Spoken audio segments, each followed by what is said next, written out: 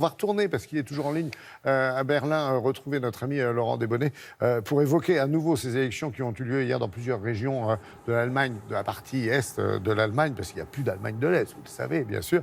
Avec une montée, Laurent, bonjour, des partis extrémistes, effectivement. Hein.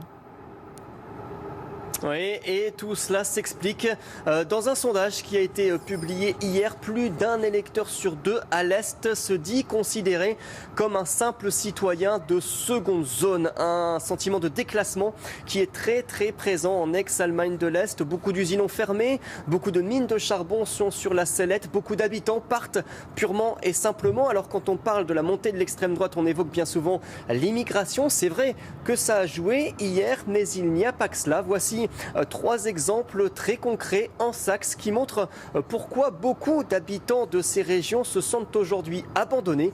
C'est un sujet réalisé avec Brice Boussoir. La salle d'attente déborde. Chez ce médecin généraliste, il faut patienter dans l'escalier, parfois plusieurs heures. C'est comme ça chaque jour. Beaucoup de patients ne peuvent pas attendre debout. Alors ils partent et tentent de revenir plusieurs fois. Un désert médical comme il en existe beaucoup dans l'ancienne Allemagne de l'Est. Et le problème va encore s'accentuer car la médecin qui est ici depuis 40 ans va prendre sa retraite dans quelques mois. Pour l'instant, il n'y a aucun remplaçant. Je me fais beaucoup de soucis. Qui va s'occuper de moi?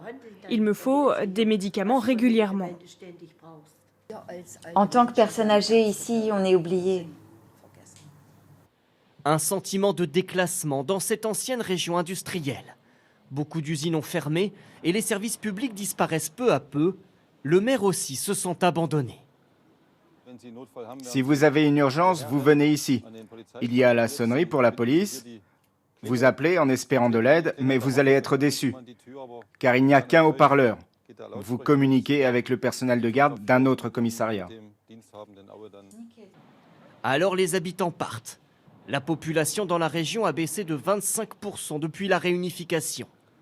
Dans cette petite ville de 9000 habitants, la dernière agence bancaire a fermé. Il ne reste plus qu'un distributeur. Et seuls quelques commerces subsistent. Avant, on avait 7 boulangeries. Maintenant, il n'y en a plus que 2. Le supermarché va bientôt fermer, donc au centre-ville, les personnes âgées ne peuvent plus faire leurs courses. Dernier problème, l'isolement géographique. Beaucoup de communes sont mal desservies.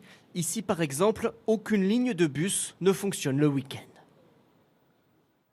Alors, les solutions, Laurent, quelles sont-elles? Comment l'Allemagne peut aider ces régions de l'Est?